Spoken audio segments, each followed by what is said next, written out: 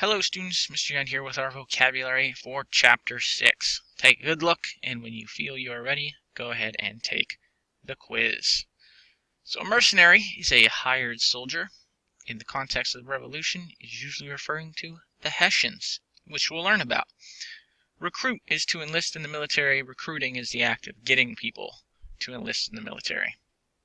Inflation is when it takes more money to buy goods, the same amount of goods.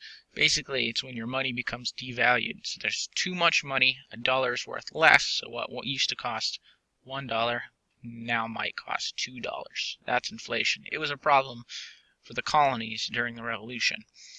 Blockade is a measure that keeps a country from communicating and trading with other nations. The British blockade the American coast with their navy, so ships can't come in and ships generally can't get out. A privateer is a privately owned ship outfitted with weapons.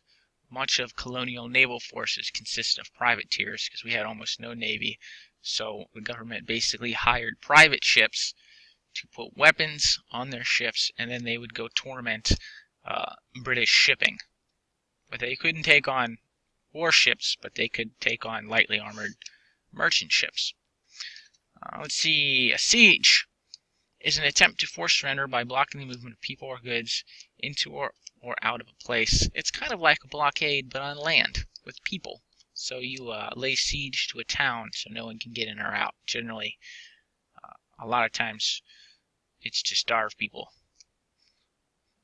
Ratify means to approve officially. Usually it's like treaties being ratified. And an ambush is an attack in which the attacker surprises the enemy. I think we're all pretty familiar with that word. It's basically a surprise attack. Somebody walks into an ambush. So that's our vocab for the day. We're going to see it all throughout the course of our lessons. Go ahead and take your quiz.